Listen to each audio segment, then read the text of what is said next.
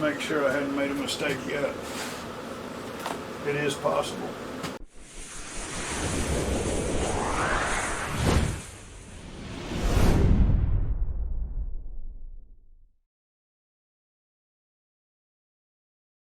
I'm gonna wait because there might be a step, you know, to come back and bite you in the butt. Make sure I hadn't made a mistake yet. It is possible. From the manual's pictures, it was impossible to tell whether or not the wing went on top or went on the bottom of the fuselage. So I took a lot of time trying to figure that out. Later on in the build, I found out that the wing does go on the top here. So that's what you need to plan for.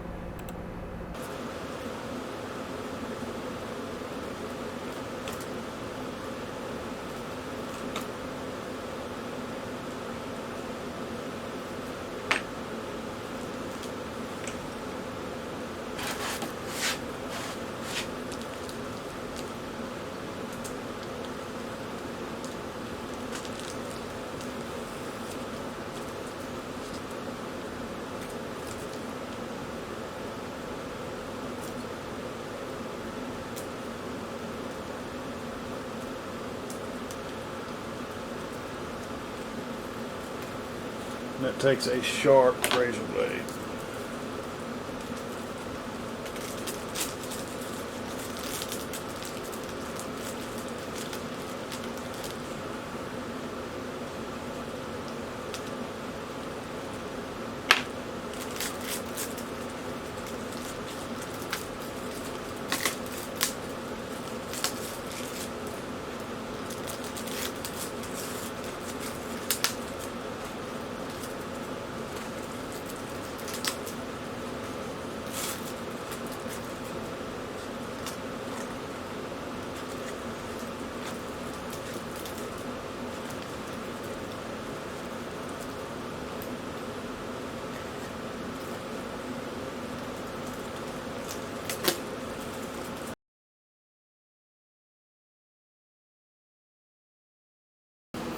Okay, so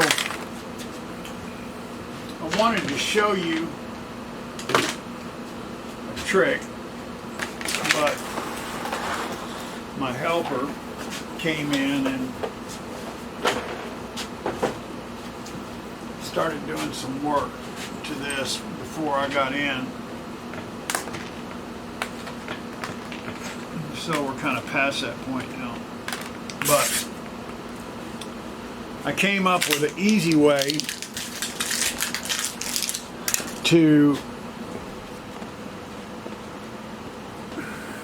lay these kind of planes out and get the wings and everything measured. Because here's the problem with these things. They're so lightweight. If you're doing it by yourself, excuse me, if you're doing it by yourself, when you have the fuselage laid out,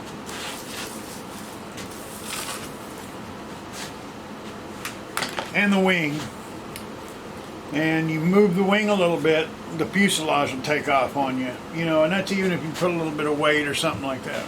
So I devised a new way of doing it. It works real well. And all it takes is a big piece of cardboard as big as this area right here, okay? And instead of taking the time to demonstrate so we can get on with this damn build, I'm just going to explain it to you. Must explain it, mansplain it to you.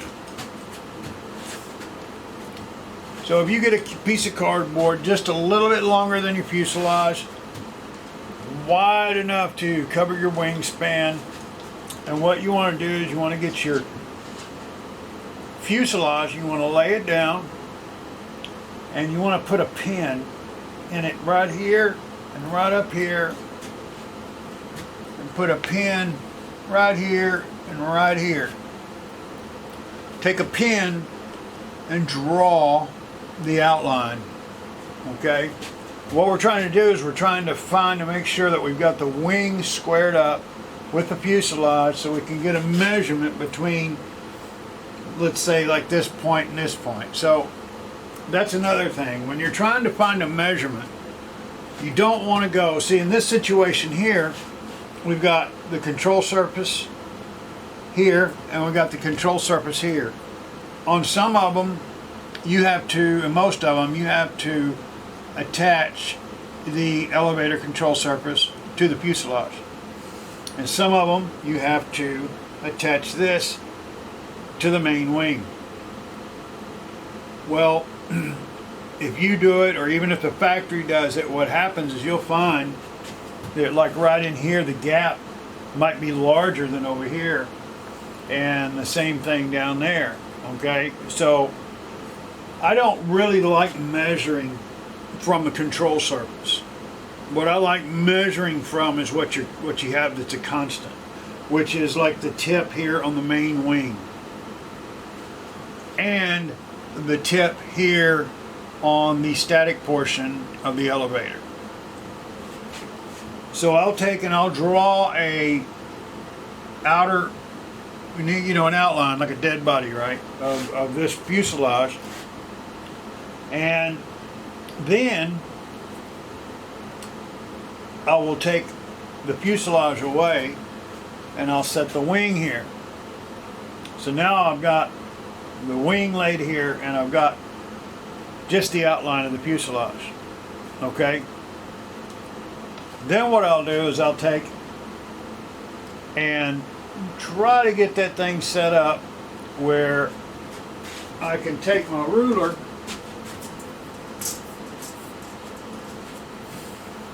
and I can have my ruler laying here, not on the plane, but just on that line, on that corner line. And then I can move this wing to the area that I, to where I can check this side, and I can come over and check this side. Now then again, I like to either check on this corner here or this corner here. Once I get that right, what I'll do is I'll take and I'll pin this down. Then I'll come back and put my fuselage down, and I'll pin my fuselage down. And then I'll triple check my numbers, and then at that point I'll lift up the fuselage and I'll start gluing underneath there so I can, put the two together. That way everything is square and you're not fighting, because it's like just running in a circle. You'll get everything just almost right, man, and you'll bump it, or you'll try to move the wing a little bit and it'll move the fuselage, and you just keep, and it just gets frustrating. So again, you can do it that way, or you can just staple it down on cardboard. Staple your wing down and move your fuselage, or staple your fuselage and move your wing. And because, and there again, like I said, I like to measure it to the constant, because if you're off, let's say we've got a 1/16 of an inch here and we've got an 1/8 of an inch here between the constant portion of the wing and the control surface. By the time you get way down there, and then this thing's off a little bit, dead gum, you might be almost a 1/2 inch off when you glue the thing together. Okay, so bam, that's done, that's said, and I'm sorry I didn't get a chance to demonstrate it, but that's life. Open this box of goodies, and let's get the manual out. This wonderful manual. Let's see, I haven't had an opportunity to look at this, but boom, boom, boom. It says to glue this down. Well, that's kind of already done. Horizontal fuse in the slot. CA, make sure both fuselages are perpendicular to each other. Alrighty then. So I have this thing somewhat glued. It's not, and it's also, you want to try to use some type of a square. If you don't have a square, you can use something like a box, to put here to make sure that, try to get your fuselage just, the best you can. Cigarette pack will work, aluminum blocks, anything like that. I like little boxes because you can set the boxes there on both sides, but just, grab something that works for you. what works best for you. Now, let's see. Now we're moving into the... You can tell I feel a little bit better today than I did yesterday. I was not in a good mood yesterday. And I really shouldn't have started making that video yesterday, but I was just tired. These things are so frustrating to build sometimes. You or somebody else may be real good at building these things and it doesn't get to you, but man, they get to me. Glue the 8 reinforcement doublers to the preserved holes on the back of fuselage and wing. Refer to the above pictures that you cannot make out what we are trying to tell you. And then you fix the landing gear reinforcement to the corresponding hole with glue. Glue 9 carbon fiber reinforcements and 1 piece 3 by 10 by 1 millimeter fiber strip together. Man, we're going to get into that later because that's probably going to take They're coming to take me away, haha. They're coming to take me away, ho ho, hee hee, haha. To the funny farm where life is beautiful all the time. Pretty sure I got one here somewhere. There's my little bitty guy grabbers. So we've got, let's see here. 1, 2, there's 1, 2, 3, 4. Okay, so a lot of confusion with this book and all this stuff. If you see here in the screen, I've got a piece of duct tape up there flipped over at the ends to hold, and then I'm taking all those carbon rods and I'm getting those in line, in size, all matched up so I can reach up and just grab what I need when I need it. Once that little piece of tape falls off of there, it's really hard to get those things back in order. So the problem is that some of my little flags here have come off. So we're having to go back and check. So 12 4 pieces. And what I've done was I took some duct tape and I flipped the ends of it over and stuck it on my box up there, and I've gone in and found, let me make sure that's my, alright, so what I did was I went in and I grouped all these up and I stuck them, you know, up here on the, just on the ends. You don't want to stick them hard, you just touch the tip, and then that way now they're all grouped up and they can't roll around, they can't go anywhere. Because you're going to be bouncing through these things at different times, you know, and it's just it really slows the process down. You got to keep going back and searching and checking because the little stickers fall off. All right, yeah. So we've got some pull thread. That's there. We got nylon Velcro 4 pieces. That's somewhere in here, I'm sure. I really should have done this a long time ago, because the first thing you want to do before you start building a kit is find out how much stuff you're going to have to make, because they did not send it. I'm still going to refrain from gluing in the bottom of the fuselage 100%. I've got it about 50% done, and that's just in case something happens and I've got to get this thing back apart. One thing I will tell you about model building, it's not always true, but you'll always do best if you follow every step by the book. If you're building something like a top flight or extreme flight, or you know, a Hangar 9 ARF or kit or whatever, and you just jump ahead, you will have to cut stuff apart. It happens all the time to folks, and it used to happen all the time to me. So let's see here. This was a bonehead move on my part. I was missing the little part I couldn't find because I did not inventory this kit before I got started, so it put me having to make a part. That little piece that I'm holding right there, it's another little 10mm piece of carbon that went in the bottom of it that stabbed inside the fuse. Later, I found it in a bag. So I can't tell you how big of an idiot I felt like for wasting 20 minutes of building a part that I didn't need to build. Do wonders for helping the glue. Okay, so this thing here is going to go in there. It's going to reach over here and come through there, you see? That's why I waited before I glued these things, because I wanted to make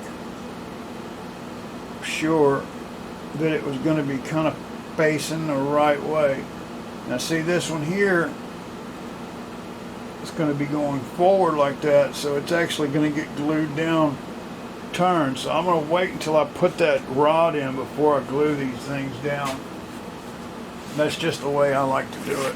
You can always delaminate or de-glue with debonder, but it's so much easier to not glue something instead of just jumping in there and gluing and gluing and gluing and then having trouble. Bam, like that. And that one would go right there.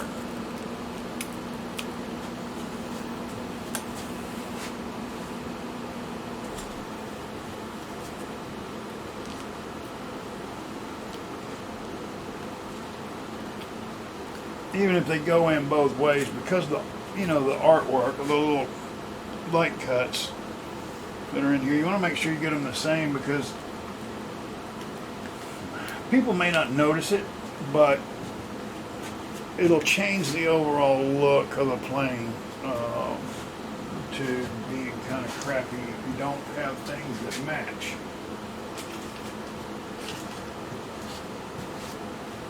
I'm going to take and do my little razor blade trick here, but I haven't done it to this one yet. So I'll take, it doesn't matter which tape, blue tape works fine now because it cleans off easy. But I'll take and I'll do that, and that way when I throw my razor blade down, it won't roll off the table. I've actually had one of these roll off the table and stab in the top of my foot. And I was wearing flip-flops, and may I share that it hurt, because it did.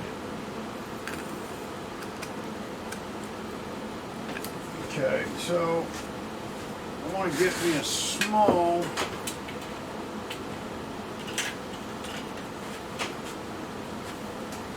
straight edge here, just so I can lay down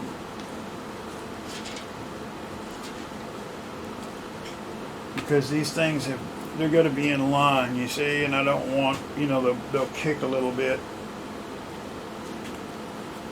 So now that we've got these mocked up, that piece fits, the edges are all in the right place.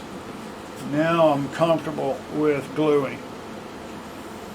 So I'm going to come in here.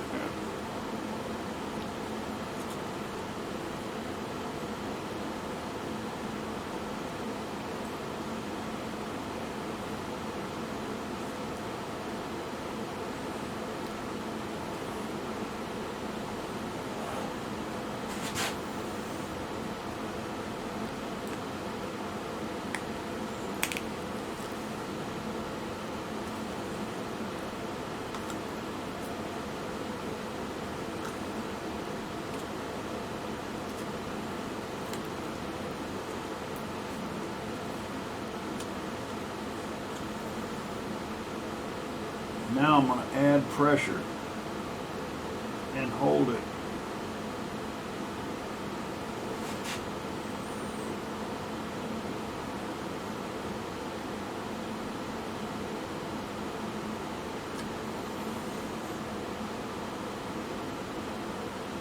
It's true for so many glues when you're working with them.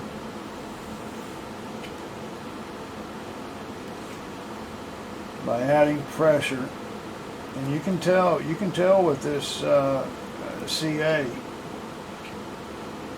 you know, when you push down, you'll see the little shiny bead of glue moving around, and that means it's still wet.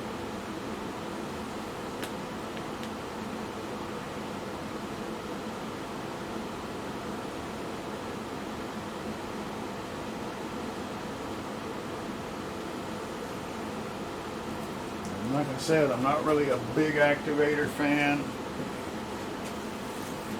especially this one because it's got a weird pump on it.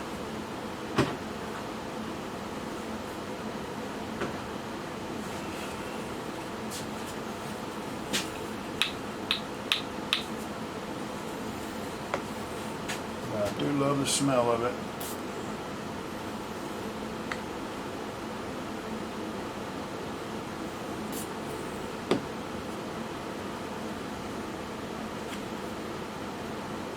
Whatever you do not, I repeat, do not, or try not to. When you have super glue on your fingers, do not get that activator on top of it, because what happens is it just lights up. Boy, it fires up. It will get your finger hot, and it doesn't seem like it's ever going to cool down.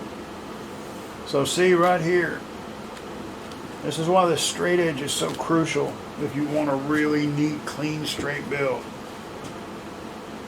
Take that away and you pop that piece in there to mock it up, and when you put this thing in here, man, you can see that thing's off, I don't know, an eighth or better of an inch. Put this guy in here, and now you can bring those edges around, push it down in there, get down and look and see, you know, hey, do I have, you know, can I see sunlight underneath there? And if you can, then, you know, you got a problem. You got something you need to trim. And here I do. The little part where it was attached to the other piece, you see that little bump? That little bump right there is going to create a gap, and that gap is going to make it harder for you to have a nice clean finish all the way across, and that little gap will be a weak spot. And on these things, weak spots are not allowed, because the whole daggum build on these things are weak.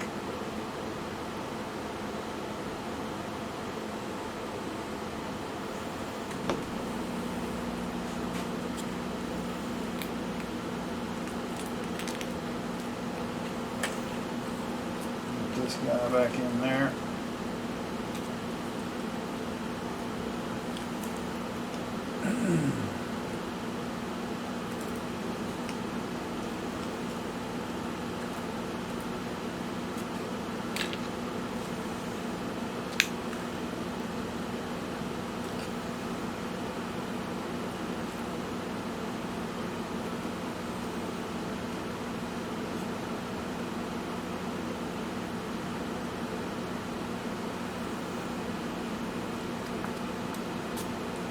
Down in there. Oh yeah. Oh yeah. Be sure and wipe your tip on your glue. Oh no.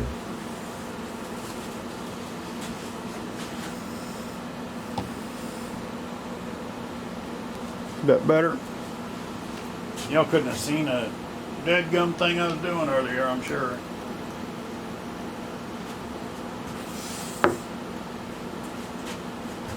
Okay, so I'm not going to bore you with it, but I did take each one of these and laid them. You can do it on sandpaper. I like using a hard file. It's a little easier to handle, and you just knock this shine. Again, you don't want to get into the fibers, but you want to just knock the shine off of that carbon fiber. Oh. And his name is John C.